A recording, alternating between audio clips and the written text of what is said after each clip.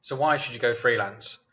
Now, obviously, I'm a little bit biased, but I can certainly give some of my experience and the experience of many of my colleagues and friends and co-workers who have also gone freelance as well. So, and there always has to be caveats as well with some of these points, which I'll try to address to give a well-rounded, as unbiased as possible view on this. So one of the things is the autonomy that you get as a freelancer. Now, it depends again if where you worked or where you could work as an employee, because there are certainly organizations that allow for more autonomy.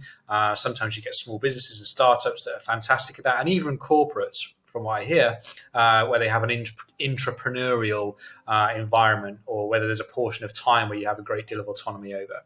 But maybe few and far between on the corporate side. But certainly in small business and startups, in my experience, you can create some autonomy. However, why go freelance is because you have complete control over that autonomy. Now, again, you have complete control up to the point where you engage or sign up to or agree to a contract or an agreement with the client where that autonomy gets taken away from you. And this is where you need to ensure you're having a two-way dialogue with prospects when you're discussing working with them. Because if you sign up to an agreement where they where they request a specific amount of time from you, but at a certain amount of time. So it's at the time is the important bit. So do they want you on a Tuesday between 9 a.m. and 2 p.m.? Because you're starting to then lose that autonomy, particularly if you share an Asana or even a Slack or something like that, a Trello list, and they're giving you the specific task for the time. You're then starting to lose the autonomy, which is one of the positives, I believe, in going freelance. So again, that is one of the caveats. Another reason, which is tied into that, is for the freedom. And this is one of the number one reasons when you read some of the surveys is why people go freelance. Now, absolutely, you can create great freedom, but it comes back to this point about the types of projects and clients that you engage with to ensure that you can adhere to that.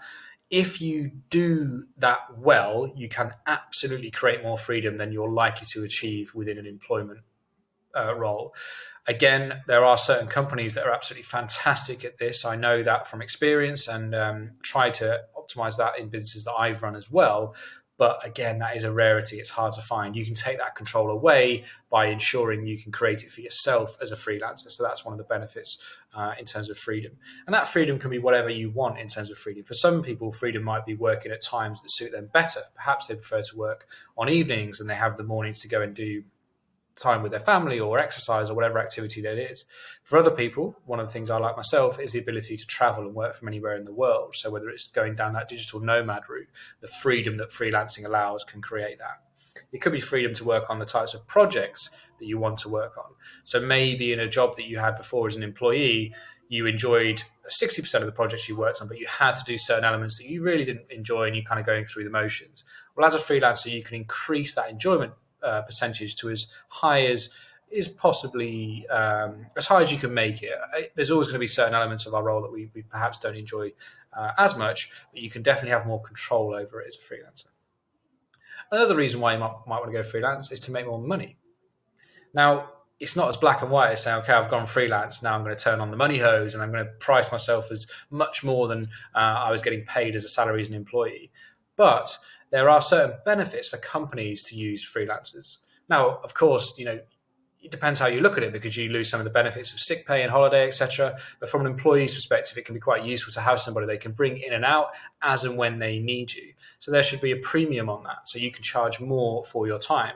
Now, if you can fill up your time, then that's obviously when you can start to compare what you were getting paid as a salaried employee, and you could be looking to make more money.